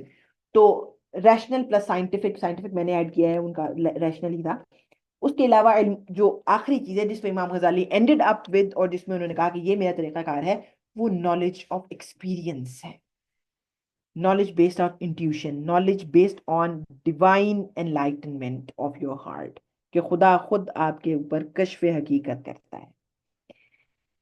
لیکن ان سب کے ساتھ انہوں نے ان کو رد کیا. ظاہر ہے کہ فلاسفہ کو انہوں نے مکمل طور پر رد کیا. آپ کو پتا انہوں نے فلاسفہ کی تکفیر کی، بہت ساری کتابیں لکھی، لیکن اس کو لکھنے کا اور رد کرنے کا بھی ایک طریقہ تھا. یہاں پہ بھی امام غزالی سے سیکھنے کی ضرورت. امام غزالی نے پہلے کئی سال فلسفہ پڑھا اور پھر ایک کتاب لکھی جس کا نام تھا مقاصد الفلاسفہ. مقاصد الفلاسفہ کا کیا مطلب ہے؟ یعنی کہ کیا ان کی پرپزز ہیں، ایمز ہیں، گولز ہیں. تو جب انہوں نے وہ کتاب لکھی، لوگوں نے کہا کہ غزالی فلسفی ہے. یعنی ایسی چیزیں لکھی جن سے فلاسفہ کو انکار نہیں تھا. پوری philosophical epistemology as it is انہوں نے اس کتاب میں لکھ دی کہ this is how philosophers think, this is how they reason, this is how they process their thoughts, this is how they develop their ideas, this is their whole enterprise. یہ ساری انہوں نے وہاں پر لکھ دی. اس کے بعد انہوں نے جو دوسری کتاب لکھی وہ ہے تحافظ الفلاسفہ، کہ کہاں پر وہ غلطی کرتے ہیں، کہاں پہ وہ فولی کا شکار ہو جاتے ہیں، کہاں پہ وہ فولش ہو جاتے ہیں.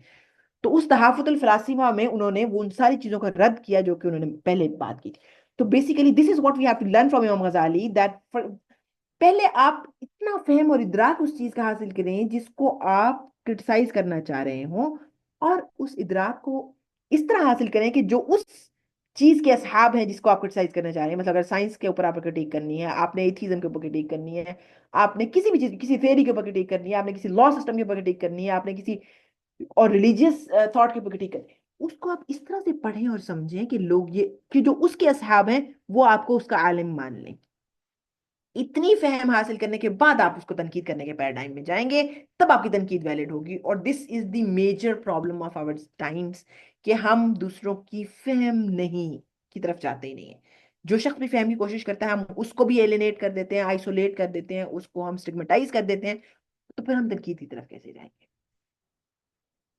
ہمارا علم سطحی ہے، ہمارا علم جو ہے وہ ڈیپ ڈاؤن نہیں ہے. نہ ہم اپنی تراث کو، ٹریڈیشن کو ڈیپ ڈاؤن جا کے پڑھتے ہیں، نہ ہی ہم دوسروں کی جس چیز کے اوپر ہم تنقید کرنا چاہ رہے ہوتے ہیں، یا جس کو ہم انکاؤنٹر کرنا چاہ رہے ہوتے ہیں، یا جسے بات کرنا چاہتے ہیں، اس کے اوپر ہم غور کرتے ہیں، ایسا نہیں۔ تو بہرحال انہوں نے فلاسفہ کے، میں نے آپ کو بتایا کہ یہ امام غزالی سے ہمیں لینے کی ضرورت ہے کہ پہلے مقاصد پھر تحافظ، پہلے ان کے گولز، پہلے ان کی انٹرپرائز کی پوری انڈرسٹینڈنگ، اس کے بعد کرٹیک۔ پھر متکلمین کے بارے میں بات کی، انہوں نے کہا متکلمین جو ہے وہ ایک چیز میں درست ہیں کہ انہوں نے جو ہے دفاع کیا ہے دین کا بہت اچھے طریقے سے اور ساری بات کی ہے، لیکن ایک چیز میں درست نہیں ہے، کیونکہ انہوں نے اسلام میں ایسی چیزیں اور ایسی تھاٹس اور ایسی باتیں بھی ڈال دی ہیں جن کا اسلام سے، جو اسلامک ٹرمینالوجیز نہیں ہے، تو ایسی مصطلحات کو اسلام میں داخل کیا ہے جو کہ اسلام کا حصہ نہیں تھی۔ یہ انہوں نے متکلمین پہ کرٹیک کی، بات نہیں ہے ان کو ظاہر ہے کہ انہوں نے ٹوٹل ڈسکارڈ کیا۔ سوری، فلاسفہ میں ایک بات رہ گئی، فلاسفہ کی انہوں نے تکفیر کی تین چیزوں میں۔ ایک تو جو ہے وہ کیا اسے کہتے ہیں کہ قدم العالم میں، کہ عالم جو ہے وہ قدیم ہے اس بات کے اوپر، اور بعث روحانی کے اوپر کہ جسدی نہیں ہوگی، بہرحال یہ مشکل بات ہے۔ تو انہوں نے فلاسفہ کی بہرحال تکفیر کی تین امور میں، اور اس کے بعد جو ہے جس چیز کے اوپر انہوں نے باطنیین کا توقع، انہوں نے پورا کا پورا ڈسکورس وہ بتا دیا کہ خراب ہے، کیونکہ نالج صرف ایسوٹیرک نہیں ہو سکتا، نالج صرف انٹرنل نہیں ہو سکتا۔ پھر صوفیہ کے اوپر انہوں نے جا کر اب ہی اینڈڈ اپ ود دیٹ۔ اب ہم نے یہ دیکھنا ہے کہ وہ کون سی میتھڈالوجی تھی جس کے اوپر امام غزالی جا کے رکے، اور جس کو ہم نے سمجھنا ہے، اور اس کے بعد ہم نے الاقتصاد فی الاعتقاد انشاءاللہ اگلی کلاس میں ہم شروع کریں گے۔ امام غزالی نے ایک سب سے پہلے تو امام غزالی نے یہ کہا کہ ریزن اور ریویلیشن جو ہے وہ ایک دوسرے سے متضاد نہیں ہے، عقل اور وحی کا آپس میں تضاد نہیں ہے۔ This has been standard Islamic position since ever. ابن حزم نے بھی یہ بات کی، غزالی نے بھی بات کی، رازی نے بھی یہ بات کی، لیکن غزالی کی مثال بڑی مزیدار ہے۔ وہ یہ کہتے ہیں کہ جیسے نور البصر اور شمس دونوں ضروری ہیں، یعنی sunlight and eyesight. If there is no sunlight, sunlight سے مراد ہے کہ کوئی بھی سورس آف جو لائٹ ہے، یعنی سن لائٹ اگر نہیں ہے تو آپ کی آنکھ کی جو نورانیت ہے یا نور ہے یا آئی سائٹ ہے، it is of no value, ٹھیک۔ اور اگر سن لائٹ ہے اور آپ کے پاس آئی سائٹ نہیں ہے، تب بھی آپ کچھ نہیں دیکھ سکتے۔ تو بیسیکلی وہ یہ کہتے ہیں کہ ریویلیشن جو ہے، جو وحی کا علم ہے، جو ٹریڈیشن ہے، جو قرآن اور سنت ہے، وہ سن لائٹ ہے، اور آپ کی جو عقل ہے وہ آئی سائٹ ہے۔ یعنی بیسیکلی عقل is the potential, it is the capability, it is what makes you eligible to understand and interact with revelation. تو ریویلیشن جو ہے وہ سن لائٹ ہے، اور غزالی کے بقول، اور جو آپ کی عقل ہے وہ آئی سائٹ کے مترادف ہے۔ تو امام غزالی نے بہرحال پھر اس جو حدیث جبریل کی تینوں چیزیں ہیں ان کے ساتھ انگیج کیا، یعنی انہوں نے صرف ایک ڈائمنشن کو نہیں اٹھایا، انہوں نے ایمان کی ڈائمنشن کو اٹھایا، تو کلام میں تصانیف کی، اور کلام میں الاقتصاد فی الاعتقاد اور قواعد العقائد جیسی چیزیں لکھی، جہاں پر انہوں نے درست عقیدے اور عقیدہ اہل سنہ کی وضاحت کی۔ اس کے بعد انہوں نے اسلام کی والی ڈائمنشن کو اٹھایا، تو انہوں نے پھر فقہ کی بات کی، اور فقہ میں ظاہر ہے کہ وہ بہت بڑا نام ہے اصول فقہ میں بھی۔ اور احسان میں جو ہے جب انہوں نے آئے تو انہوں نے تصوف کی بات کی، اور this is what he basically ended up where he ended up. تو یہ چیزیں ہیں کہ آپ اگر درست طریقے سے چیزوں کو لے کے چلنا چاہتے ہیں، تو پھر آپ کو اسلام، ایمان اور احسان کا جو ایک کمبینیشن ہے جو غزالی کی شخصیت میں نظر آتا ہے، وہ ایک موجودہ دور کے اچھے مسلمان، مبلغ، داعی، متکلم، یا جو بندہ بھی انگیج کر رہا ہے دوسری سویلائزیشن کے ساتھ بحیثیت ایک مسلم انٹلیکچوئل کے، اس کو ان تینوں چیزوں کا کمبینیشن، یہ ہمیں غزالی سے سیکھنے کی ضرورت ہے۔ اچھا، اب کلام بھی آسان ہے، سیکھا دیکھا پتا، پڑھیں گے انشاءاللہ، اس کو بھی پڑھیں گے، اور فقہ بھی آپ میں بہت بڑے بڑے سارے علماء فقہ کے میرے پاس ابھی ساتھ ہمارے موجود ہیں، وہ میرا فیلڈ بھی نہیں ہے۔ لیکن امام غزالی نے اصول الدین اور فروع الدین فرق کیا، کس اعتبار سے؟ انہوں نے کہا کہ اصول الدین جیسے میں نے آپ کو بتایا کہ یہ عقیدہ ہے، اور فروع الدین میں نے آپ کو بتایا کہ ظاہر ہے کہ وہ فقہ کا علم ہے۔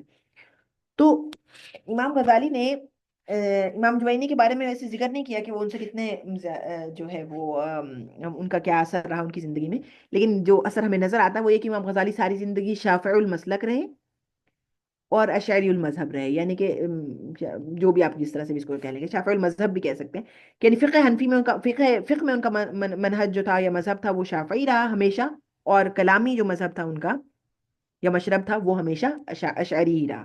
لیکن فقہ کے اندر انہوں نے شافعی ہونے کے بعد، یہ میں آپ کو بتا رہی ہوں کہ اصول الدین اور فروع الدین میں ہمارا معاملہ کیسا ہونا چاہیے، جو what the insight we need to take from Imam Ghazali, کہ جب اصول الدین کی بات آئی تو انہوں نے صرف جس چیز کو درست سمجھا اور جس کو ڈیفینڈ کیا اور جس کو پروپیگیٹ کیا اور جس کے اوپر کرٹیک نہیں کی، وہ مذہب اہل سنہ ہے۔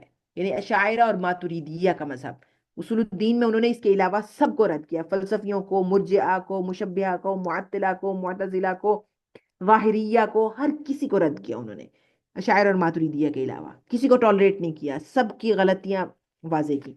लेकिन फुरूउद्दीन में उन्होंने शाफई होने के बावजूद भी हनफी, मालिकी या हम्बली मजहब की गलतियां कभी नहीं बताई, और ये नहीं कहा कि ये गलत है, ये वो गलत है, ये सही है, ये वो सही है। इसका मतलब है कि आपके पास फिक्र में ये तसामुह की, टॉलरेंस की, बल्कि को एग्जिस्टेंस, टॉलरेंस भी नहीं है। ये टॉलरेंस का मतलब होता है कि कोई चीज नापसंदीदा है और आप उसको बर्दाश्त करें। बेसिकली इट्स दैट स्पेस, आपके पास ये चीज मौजूद है कि आप, ये वुसअत मौजूद है कि आप लोगों को उसमें इंक्लूड करके चल सकते हैं। हमारे पास मसला कहाँ आता है, अकीदे में हम बड़े ढीले और वो हो जाते हैं, लेकिन जहाँ ही रफा यदैन वाली बात आई, सजदा ऊंचा नीचा होकर करने वाली बात आई, हाथ बांधने वाली बात आई, छोड़ने वाली बात आई, फौरन हमारे मसले शुरू हो जाते हैं। तो ये भी सीखने की जरूरत है कि उसूलुद्दीन में जो है वो बर्दाश्त नहीं है, उसूलुद्दीन में गुंजाइश नहीं है, फुरूउद्दीन में गुंजाइश।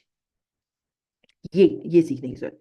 अच्छा, अब अगली जो बहुत सबसे खूबसूरत चीज़ है, जो टेक अवे है आज की उसका, जो मैं चाहती हूँ कि हम इसको याद रखें और इसको हम समझें, वो जिसको इमाम गजाली ने फिर जब वो उस जर्नी से वापस आए और जो इह्या उलूमुद्दीन में भी हमें सबक दिया, वो ट्रांसफॉर्मेशन का है। That how to transform things around you, how to transform the society.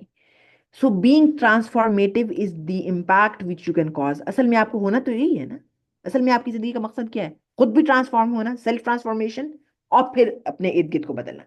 और जब तक सेल्फ ट्रांसफॉर्मेशन मीनिंगफुल नहीं होगी, इर्द गिर्द को बदलना मुमकिन नहीं होगा, इम्पैक्टफुल चीजें नहीं होंगी।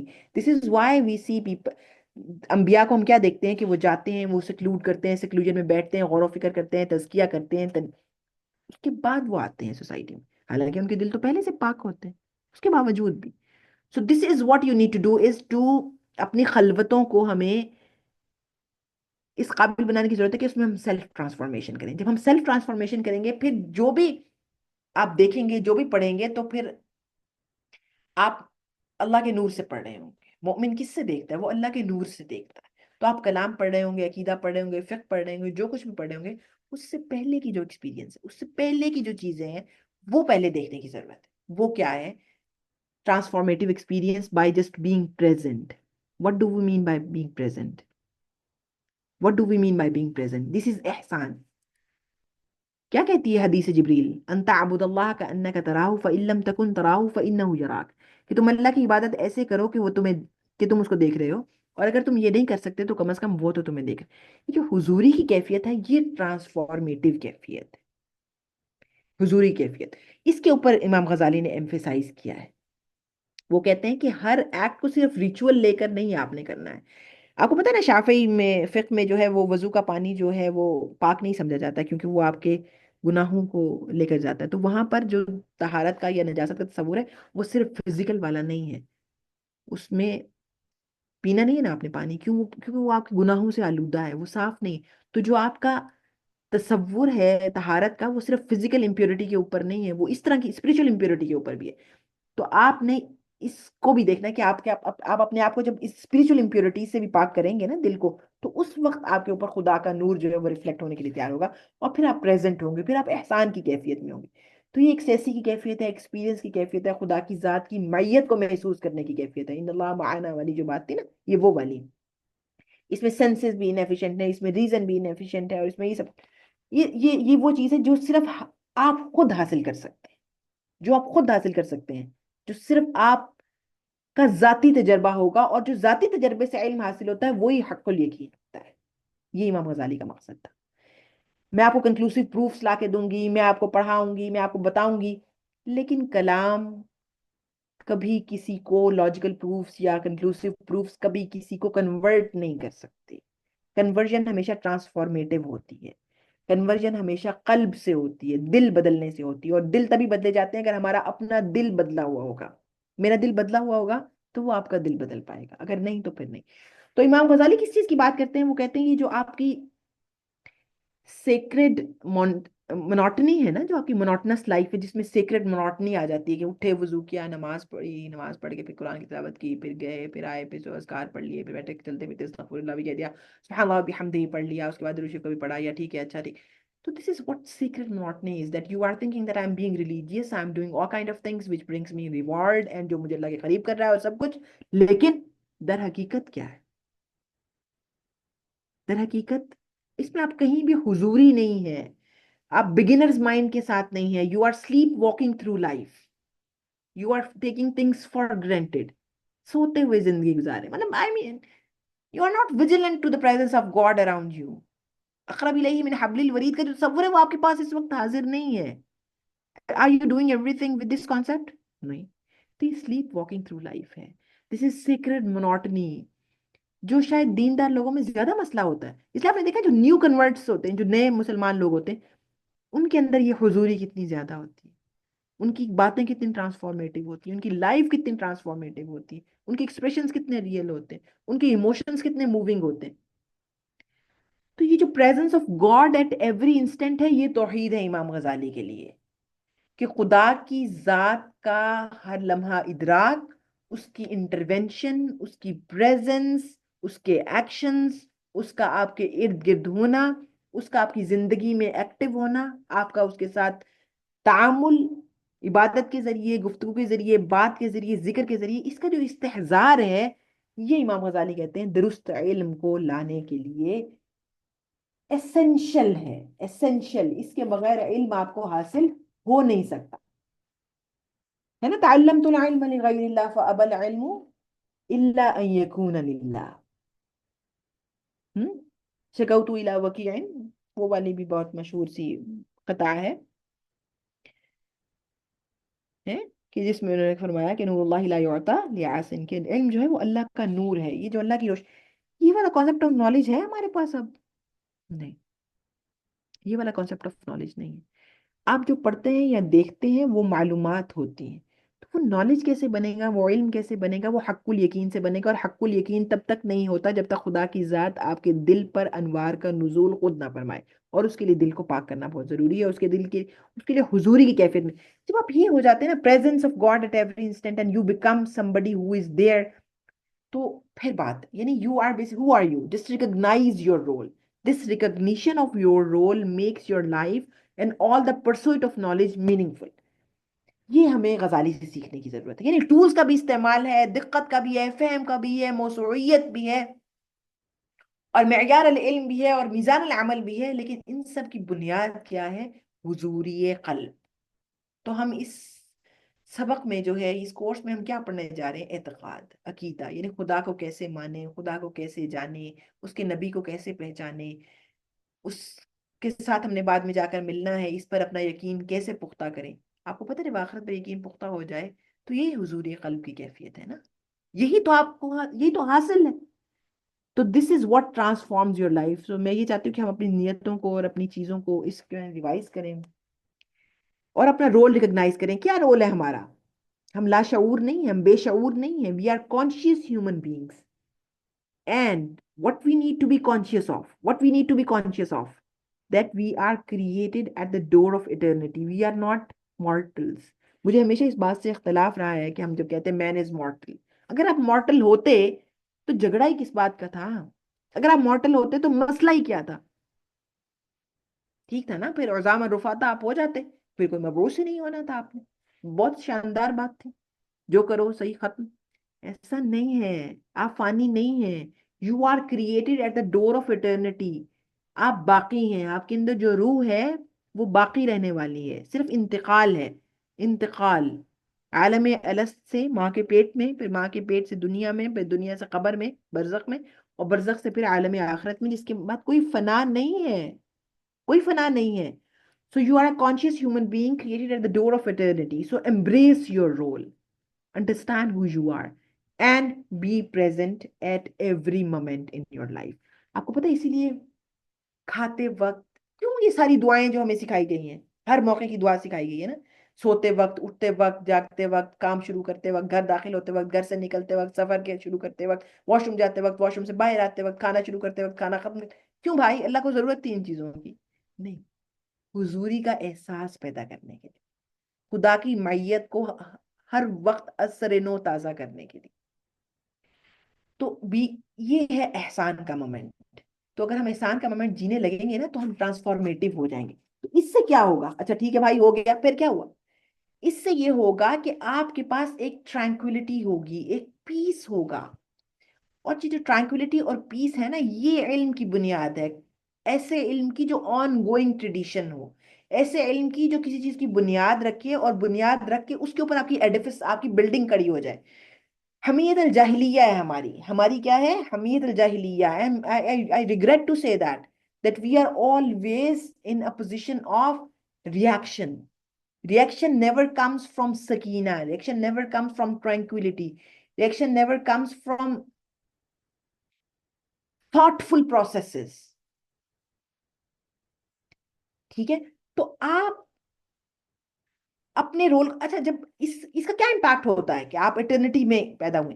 اٹرنیٹی میں پیدا ہونے کا مطلب یہ کہ آپ اپنے آپ کو اتنی پوری جو بڑی اسکیما آف دا یونیورس ہے اس سے ریلیٹ کر لیتے ہیں. آپ یہ نہیں کہتے کہ میں نہیں سارا کچھ کر کے جانا ہے، میری ذمہ داری ہے، میرے اوپر. نہیں، you are part of that big schema related to, connected to divine. تو اس جو پوری اسکیم میں اندر آ کر ایک ریلیونٹ حصہ خدا کی اسکیم کا، خدا کی ذات کا، خدا کے بندوں کے ساتھ جڑنے کا، یہ جو ایک احساس ہے نا، it makes you at home. When it makes you at home and it connects you with divine being and the people around you, with the fellow human beings, it calms you down, it gives you peace. It takes away the kind of alienated جو آپ کے اوپر ایک پورا دنیا میں existential crisis کی وجہ سے آپ کے اوپر جو پریشر آتا ہے نا کہ ہائی میں کون ہوں، میرے تو کوئی اہمیت نہیں، میں تو یہ فلاں. تو یہ پوری سائنس آپ کو بتا دیتی ہے کہ نہیں یار، آپ تو آپ روٹیڈ ہیں، آپ تو ایوالو ہو کر آ گئے ہیں، اور دنیا تو اتنی بڑی ہے، اتنی بڑی کاسموس ہے، اس میں گلیکسیز ہے فلاں. So you are unable to position yourself. اس سب کا کاؤنٹر اینٹی ڈاٹ کیا ہے؟ جو میں نے آپ کو بتایا کہ آپ کوئی حصہ بھی نہیں ہے. Everything is mortal other than you. Other than you. So you are basically you are part of an eternal scheme. تو اس کے اندر جو آپ سے ہو سکتا ہے، جو بن پڑتا ہے، وہ آپ کریں گے سکون سے، آرام سے، علم کے ساتھ، معیار کے ساتھ، میزان کے ساتھ. A Muslim playing his role. Not being going immediately jump in and kill somebody, jump in, kill, destroy someone's worshipping place, Bible جلا دو، گرجے جلا دو، لوگوں کو، کرسچنس کو آگ لگا دو، فلاں. یہ جو سارے آپ کے یہ ساری چیز ہے آپ کے اندر، یہ جو اتنی آگ ہے، اتنی یہ جو بلاسفیمی کے اوپر جمپ کرنے، یہ کیا ہے؟ Because you do not live by some thing but you die for that. So Allah subhanahu wa ta'ala doesn't want you to do that. He wants you to live by these things. So living by these things brings tranquility. It brings sakina. So what we have to learn from Imam Ghazali is to learn sakina, to learn huduri, to learn ihsan, to learn to be conscious versus hamiyat al-jahiliya, جس میں آپ jump کرتے ہیں بغیر سوچے سمجھے، consequences کو دیکھے اور معاملات کو ایویلویٹ کیے اور مومن کی فراست کو بالکل بھلائے ہوئے. ٹھیک؟ تو this is what we need to do. پھر جب آپ یہ سکینت کے ساتھ کام کرتے ہیں اور حمیت الجاہلیت کے ساتھ کام کرتے ہیں، تو یہ آپ کو سمجھاتا ہے کہ آپ کا رول بحیثیت مسلمان اس دنیا میں، مسلم انٹلیکچوئل کے، کیا ہے. تو اس مائنڈ سیٹ کے ساتھ، اس تھاٹ کے ساتھ انشاءاللہ پھر ہم اپنا جرنی شروع کریں گے الاقتصاد فی الاعتقاد کا. اور الاقتصاد کو میں نے خاص طور پر کیوں چوز کیا ہے یہ بھی میں آپ کو بتا دیتی ہوں، کہ میں نے آپ کو بتایا کہ امام غزالی نے ظاہر ہے کہ اس کو اس انداز سے لکھا ہے. اور دوسرا یہ کہ اس انداز سے انہوں نے یہ لکھا ہے کہ جس میں انہوں نے یہ کہا کہ انہوں نے بہت زیادہ فلسفائز چیزوں کو نہیں کیا اور ان معاملات پر ذکر نہیں کیا جو پیورلی فلسافیکل ہیں، بلکہ انہوں نے کلام کے ان چیزوں کو ہی ٹچ کیا جو کہ ہمارے لیے اسینشیل ہے، جن پہ بات کرنا اور جاننا بہت ضروری ہے. ایک اور اہم بہت چیز ہے جو کہ میں آپ کو پریریکوزٹ کے طور پہ بتانا چاہتی ہوں، کہ اصول الدین نہیں بدلتے، عقیدہ کے اصول نہیں بدلتے، عقیدہ کے کانٹینٹس نہیں بدلتے. ہمیشہ یہ ایمان باللہ، رسول، ملائکہ، بعث بعد الموت، کتب، اور جو ہے وہ القدر خیر و شر، یہی رہیں گے. کانٹینٹس چینج نہیں ہوتے، بٹ واٹ چینجز از منہج، المنہج. What changes is the tools, the arguments, براہین.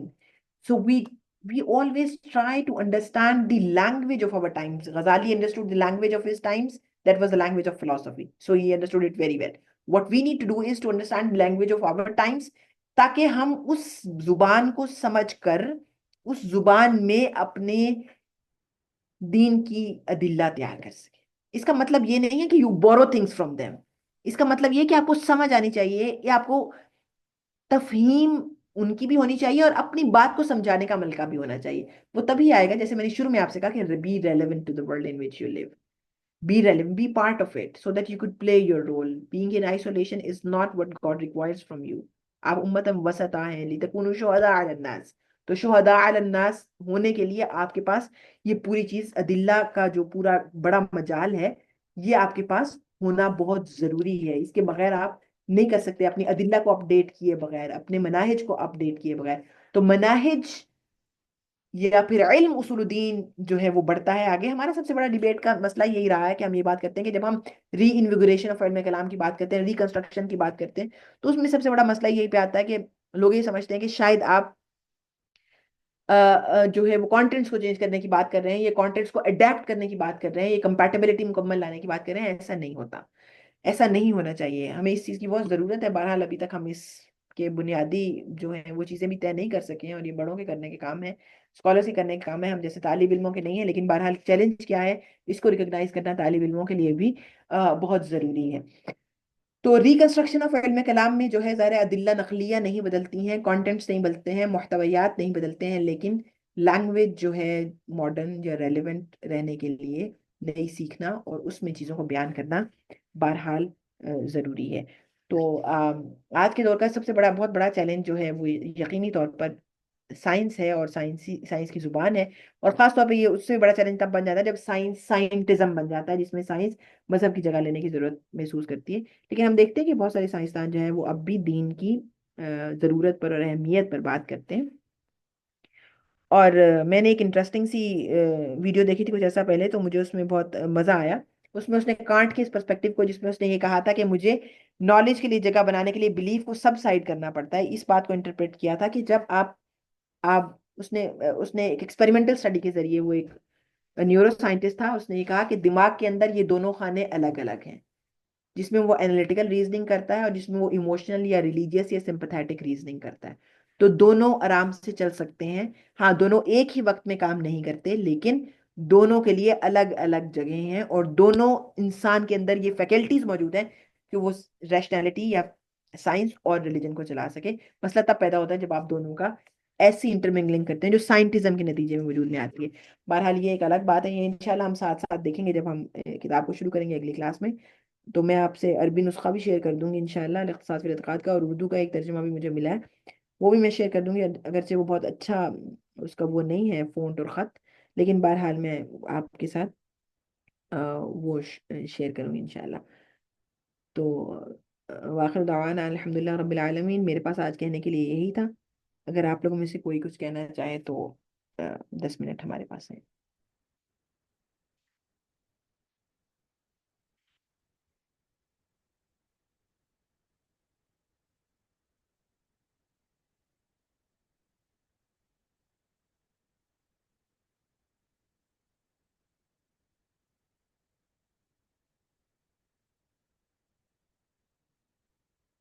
کوئی سوال یا کوئی بات مجھے, تو آپ مائک انمیوٹ کر کے بات کر لیں. مجھے تو یہ لگتا ہے کہ اس میں مجھے یہ لگتا تھا کہ ہم اس میں بہت زیادہ بات چیت کریں گے. تو اگر آپ ایک میں کوئی ٹریگر نہیں کر سکی کچھ بھی, تو اس کا مطلب ہے کہ پھر تو کوئی فائدہ نہیں ہوگا.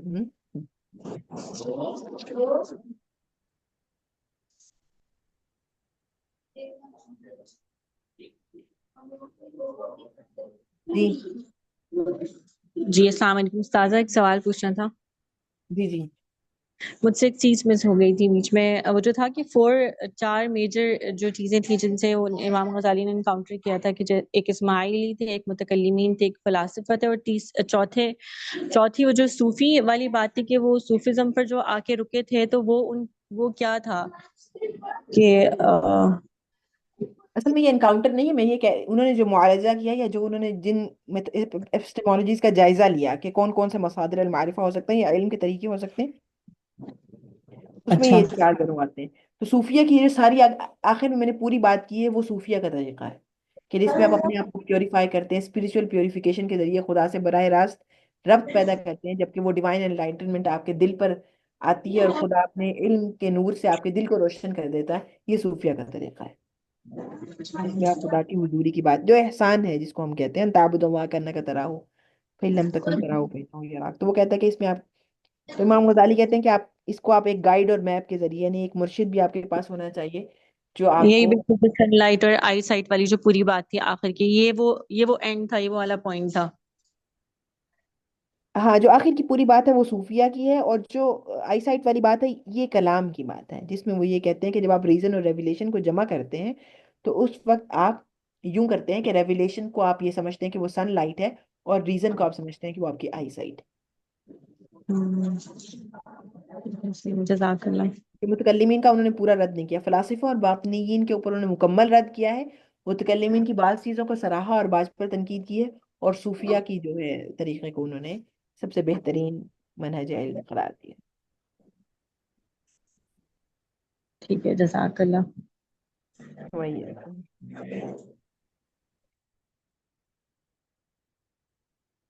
ٹھیک ہے سدرا، پھر اجازت ہے، اس کا مطلب ہے کہ کسی نے کوئی بات نہیں کہنی ہے.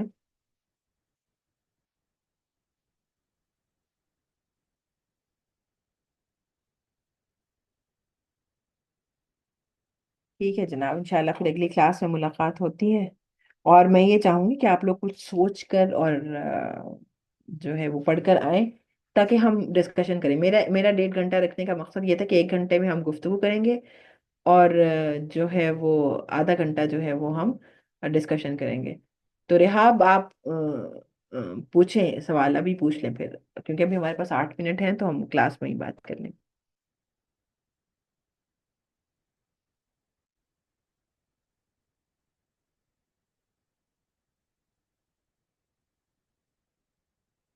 یا اگر ابھی آپ لوگ نہیں پوچھنا چاہ رہے یا نہیں پوچھ پا رہے تو پھر آپ پھر سوال ریکارڈ لکھ کے بھیج دیجیے، پھر اگلی کلاس میں پھر ہم سوال ڈسکس کریں گے، اس کے بعد انشاءاللہ پھر شروع کریں گے. ٹھیک ہے، تو یہ تمہیدی کلاس پھر اتنی ہی. ٹھیک ہے، السلام علیکم ورحمۃ اللہ وبرکاتہ. وعلیکم السلام.